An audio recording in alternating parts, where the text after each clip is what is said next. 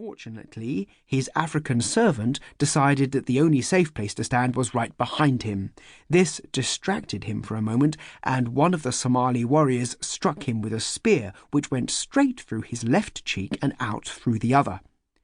Even with a spear stuck through his face, Burton fought on, and eventually he and Hearn managed to get clear and run down to their boats.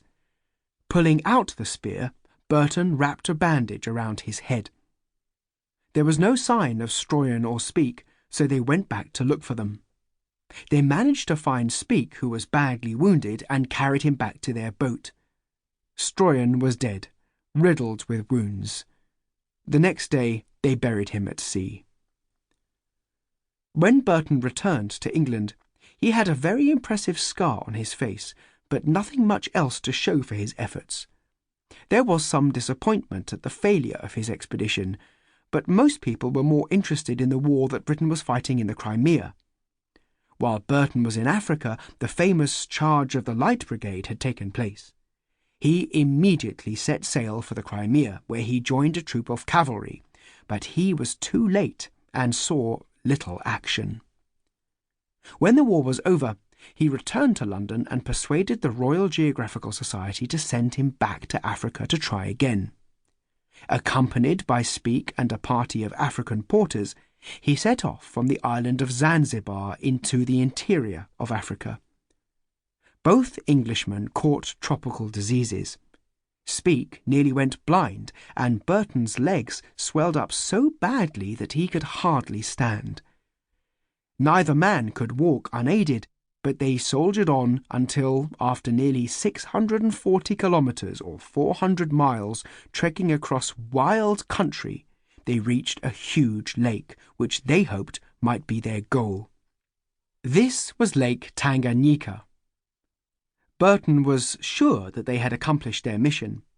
He was still very sick, so he rested there. Speke, who'd recovered from his illness, decided to travel a bit further north. He stumbled across an even greater lake, which he called Lake Victoria. He was sure that this was the true source of the Nile.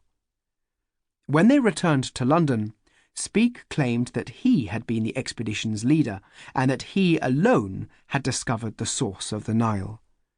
When he arrived home 2 weeks later, Burton was furious. But what could he do? The papers were full of the sensational story, and Speke was the hero of the hour.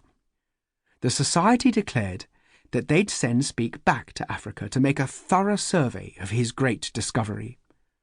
While Speke returned to Africa, Burton decided to recover his health with a trip to the American West. Only Burton could describe a journey across the Wild West as a rest cure. He went by steamer across the Atlantic and then travelled west by wagon across the great American plains. Arriving at Salt Lake City, he met the founder, the Mormon leader, Brigham Young.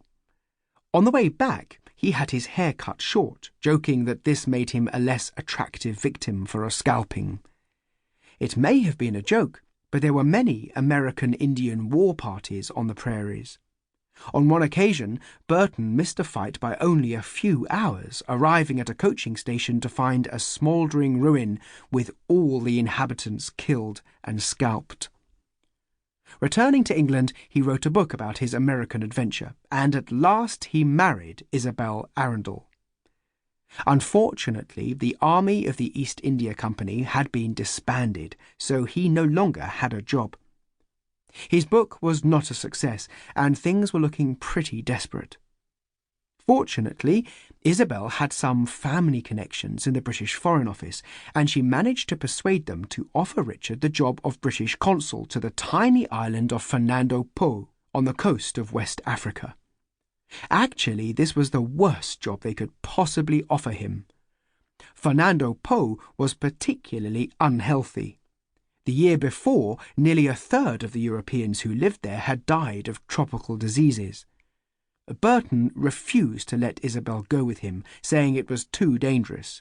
He spent hardly any time on the island. His authority extended to the coast of Biafra, and since the geography was a bit hazy in those days, Burton took that to include most of the coast of Nigeria and the Cameroon.